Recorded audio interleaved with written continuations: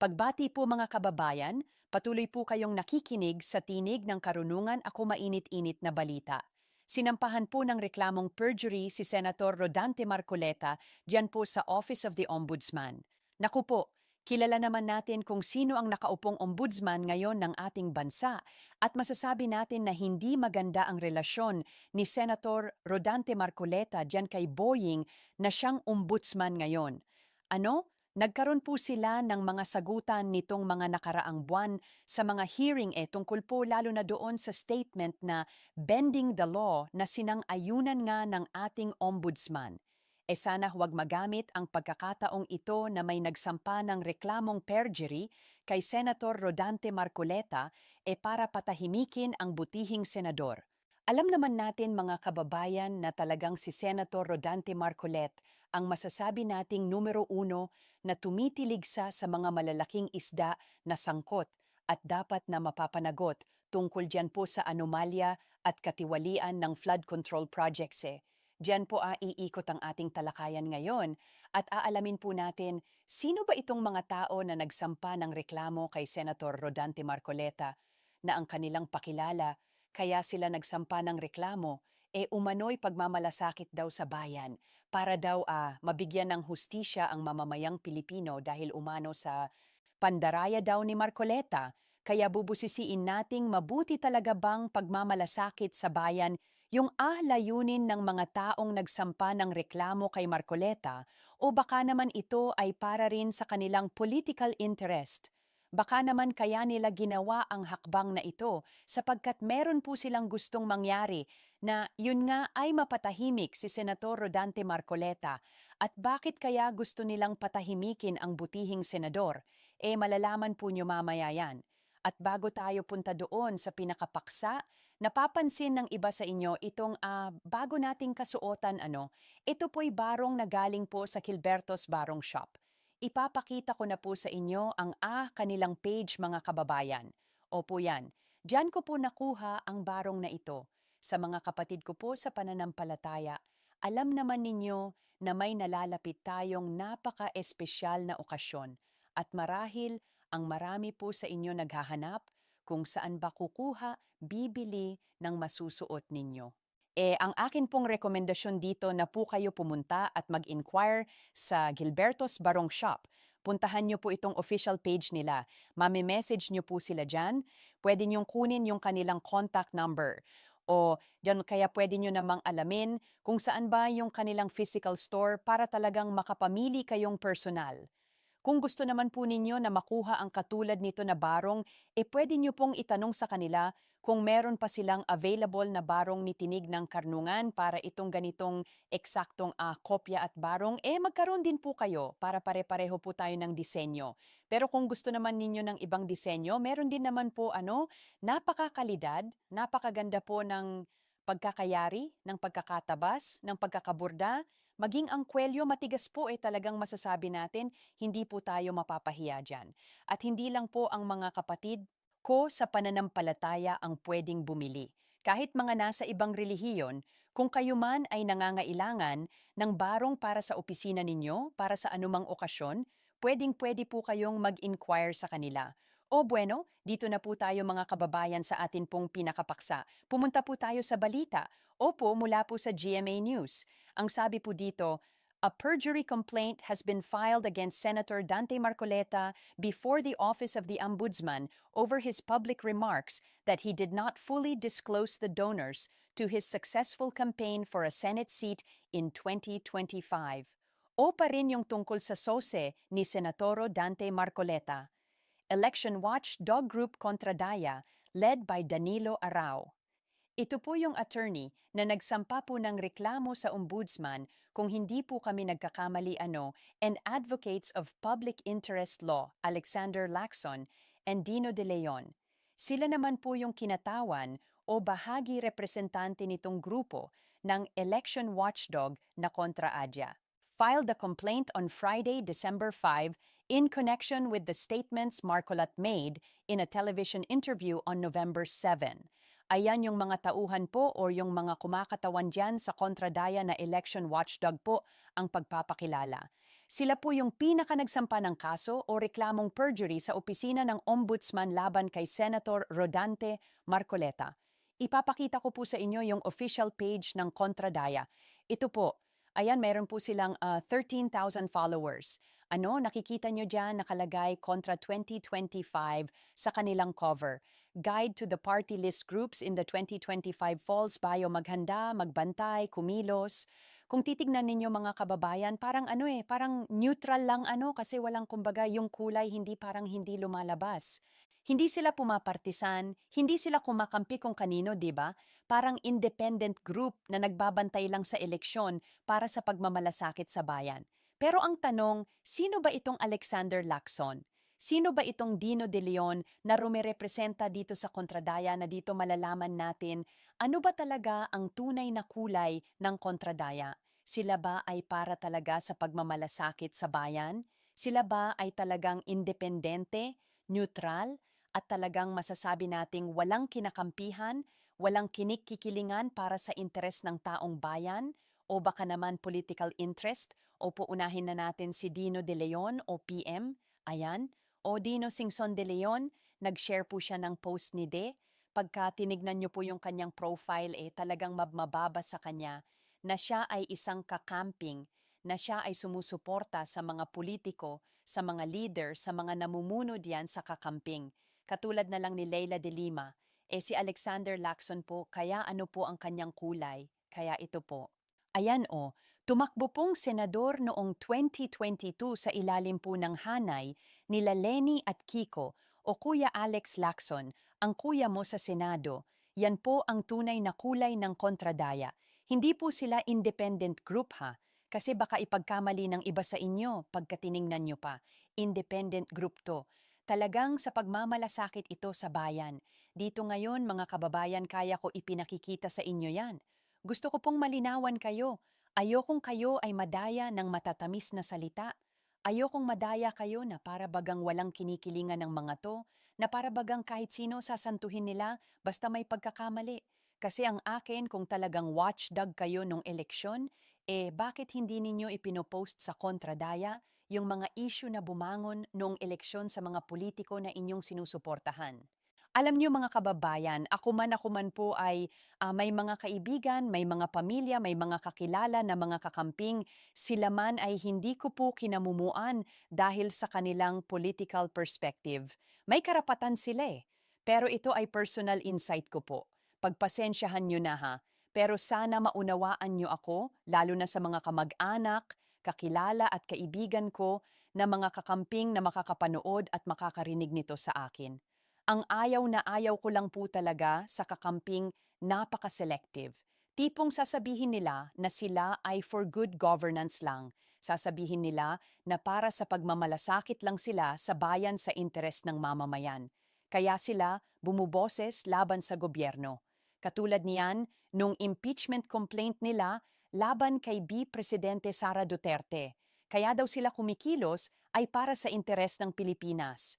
Wala daw political interest doon, kaya daw nila ginagawa yon para mabigyan ng demokrasya sapagkat naniniwala sila na nilustay ni VPAR yung confidential funds na mahigit HP million. Ngayon, pagdating ng pag-usbong ng anomalya ng flood control projects na nalaman natin bilyon-bilda ang bilyon at umabot pa nga sa trilyong piso, yung nagasta at nasayang diyan, abay hindi sila nananawagan ng impeachment laban kay Pangulong Bongbong Marcos. Hindi ko sinasabing gawin nila yon. Hindi ko sinasabi na gawin nyo yan kasi nga tayo ay para sa magpapapanagot lang naman talaga mabigyan lang ng demokrasya, hustisya at mapapanagot yung mga sangkot diyan sa anomalya. Okay na, mabalik lang yung pera sa pondo ng bayan, sa kaban ng bayan. Okay na, wala nang bababa basta mabigyan ng hustisya ang taong bayan at pagkatapos nun, ituwid yung dapat ituwid. Okay na tayo do. Pero kung ang paniniwala ng mga kakampings na kaya sila gumagawa ng mga ganong aktasyon sa pag-i-impeach ay para sa interes ng taong bayan bakit hindi sila nananawagan ng impeachment dito kay Pangulong Bongbong Marcos?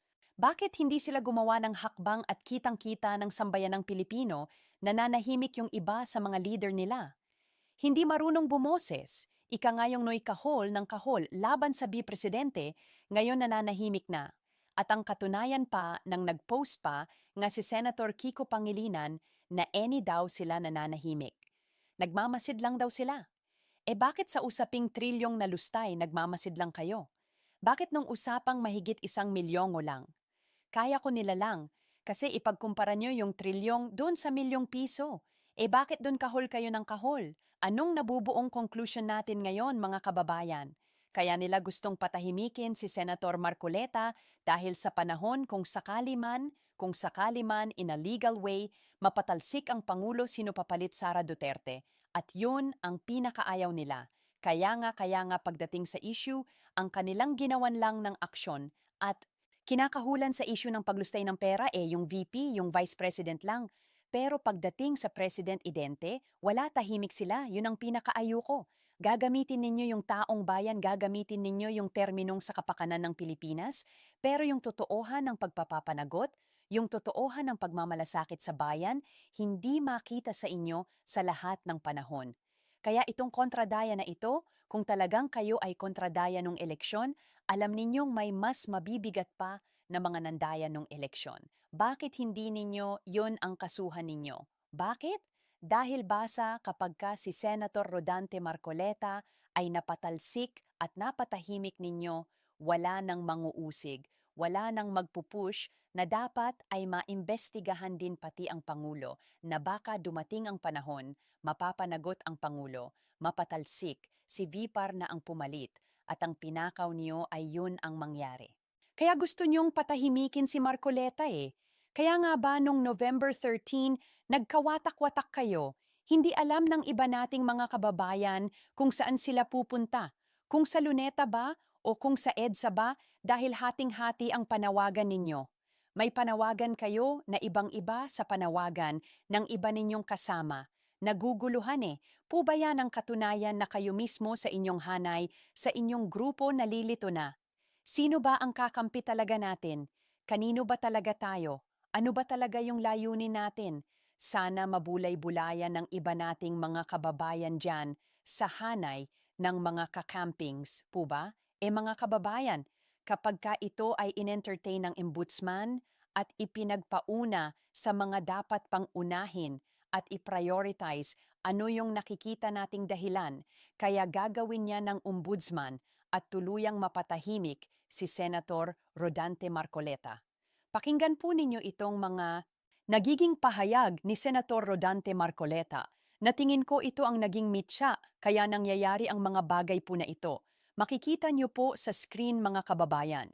Pero teka lang or hindi kasama sa balita kasi ang narinig ko rin kayo na sa ibang stasyon nason bukod kay Gutesa, ginamit din ata yung statement ni Saldico yung mga video messages. Para hindi nabagit eh. Parang yung kay Gutesa at saka ito pong huling mga video ni tingnan mo na kung ginamit yon, may binabanggit pang mga tao siya Salcio ba po? Oo. Ang totoo niyan na binabanggit niya ang Pangulong Marcos? Yan. Opo. Nasabi ho niya yon. Yan kasi mga kababayan nung nagsakampa ng reklamo ang ICI at DPW, nagrekomenda sila kung sino mga kakasuhan. Ang pinagbatayan po nilang statement ay kay Gutesa at may mga balita na ginamit din daw po yung mga pahayag ni Zaldico sa kanyang mga post doon sa isang social media platform na ang ipinagtataka ni Senatoro Dante Marcoleta dito kung yun ang pinagbatayan bakit hindi maimbestigahan ng Pangulo? Samantalang si Romualdez, si Zaldico ko na imbestigahan.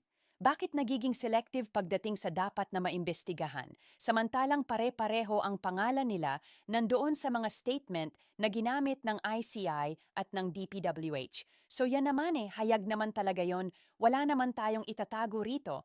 Narinig naman nating lahat. Buong Pilipinas ay sinabi niya na nagdadala siya ng pera kay Martin Romal at sa ating Pangulo ba? O tama po sa Malakad. So yun ba pinakaktor ng po ang tanong namin? Pagka po ba halimbawa ganun ginamit ang isang testimonya sa laysay, sa isang ipafile mo pa lang na information, pwede bang mamili ka lang kung sino ang dapat mong isama? Hindi ka makakapamili pag ginamit mo yon, gamitin mo lahat kung ano nakasama doon, ganun ang ginawa mo, pupunta ka na naman sa bending dalo nako. Ganun ba yun? Ba binabalok twisting the law? Opo. 'Di ba? Mhm. Pero ang tanong, Jensen, halimbawa, ang sabi niyo nabanggit nga yung pangalan ng Pangulo pagka isinama nila yon sa papailan nila sa ombudsman, baka naman sabihin hindi na namin sinama kasi ang presidente may immunity from suit. So hindi iyan ang tamang forum. Dapat yan sa impeachment. Theoretically, kasi opo ang pinag-uusapan natin kung ginamit nila yung statement ni Gotesa. Okay, maliwanag naman na binanggit niya si Saldico at saka si Martin Romales.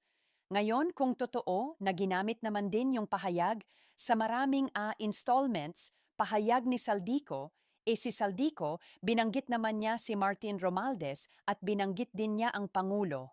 Oo, kapag pinagsama-sama mo yon, alam mo kung sino talaga ang dapat na maging subject matter ng investigation. Tinatanong ni Nelson, oo, yung doktrina na ang Pangulo'y immune sa anumang kaso, anumang kaso. Totoo yun pero ang pinag-uusapan natin, Nelson, investigasyon lang naman Ayon, hindi naman kakas kasi para kumpleto. Tama, dahil nga sinasabi natin huwag tayong maging selective. Toal naman binanggit lahat ang mga pangalan ng mga kung sino-sino. Sinino naman opo. Ang investigasyon na kinakailangan umikot sa lahat ng mga nabanggit.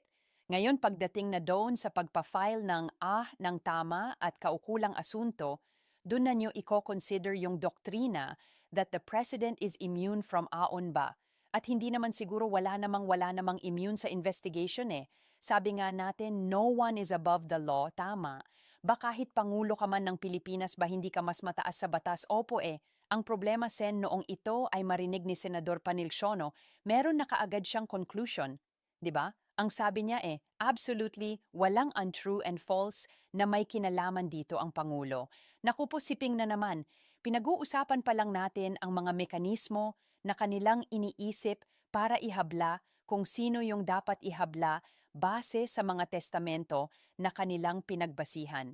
Opo, pinag-usapan na natin ngayon, mag-iimbestiga pa lang Ayon bakit inunahan mo na sabi, absolutely wala naman and false o baka tayo baka nga kung mailigaw na naman, hindi natin sinasabing may kasalanan nito o may kasalan, pero pakaiwasan natin na magbigay ng sariling opinyon na para bagang alam na natin ang pangyayari, baka nga alam na ni Ping yung totoong pangyayari. Kaya kumbaga, defensive na defensive, narinig niya lang si Zaldico na idinama ang Pangulo, sasabihin niya, hindi walang nang kinalaman para saan pa nag-iimbestiga kayo?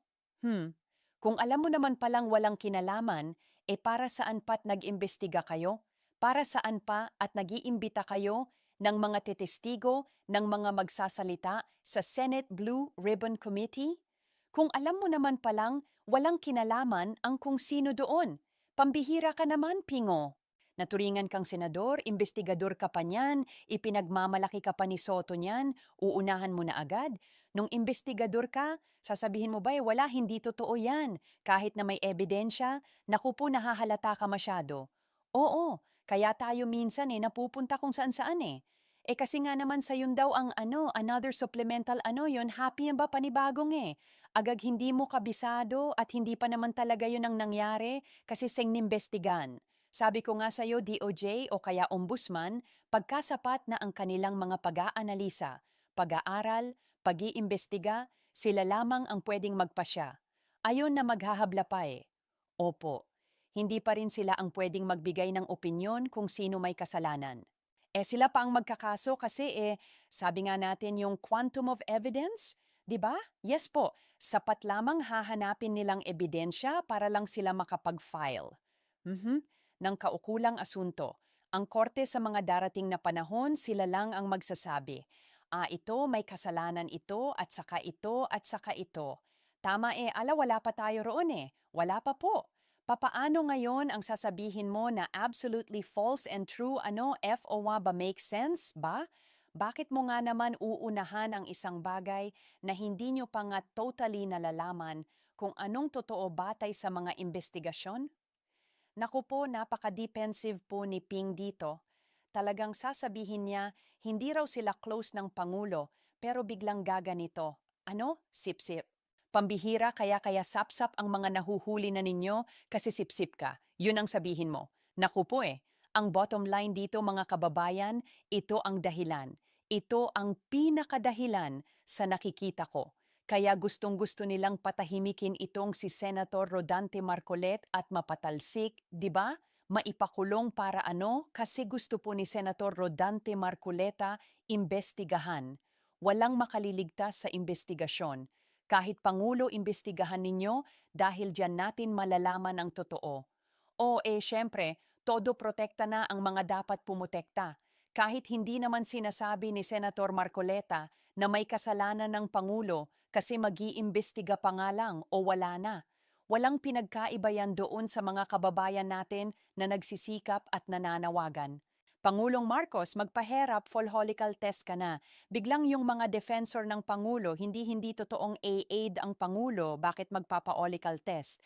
Hindi naman talaga nagamit ng kung ano-anong droga yan. O, wala naman sinabi pang wala pa namang sinasabing, addict talaga yung iba. Siguro talaga sinasabi nila, adik yan, bangag yan. Sinasabi nila, yun, di ba? O para mapatunayan kung talagang hindi adik, oo, magpa-follicle test kasi may mga kababayan tayo na hanggang ngayon talagang legit at genuine gustong malaman ang totoo dahil hindi sila humusga na adik ang Pangulo, maski ako ayokong maniwalang bangag ang Pangulo Bakaya tayo ang gusto natin hanggat maarari magpa-HERF follicle test ng Pangulo pero hindi ibig sabihin nun hinuhusgahan na natin ng Pangulo na siya'y adik hira ka naman si Antaire. Kasi kung ano-ano pinagsasasabi, po ba kaya nabibigyan tuloy minsan ng malisyosong kontekstong Pangulo, malisyosong imahe at perspektibo dahil din sa mga dumedepensa sa kanya. Kaya mga kababayan maging mapanuri at tayong maging mapanuri, mapagmatsyag tayo sa mga nangyayari at mag-aantabay pa tayo sa kung anong mga pakulupa ang gagawin nila para mapatahimik lang itong si Senator Rodante Marcoleta. Sa ngayon malinaw, gusto nilang patahimikin si Senator Rodante Marcoleta dahil nga sa alam naman ninyo, may mga grupo dyan na ayaw-ayaw sa isang politiko na maluklok yun sa pwesto. Kaya pati sila, kakampi na rin sa nooy, isinusuka rin nila. Bueno mga kababayan, hanggang sa susunod po na talakayan, paalam.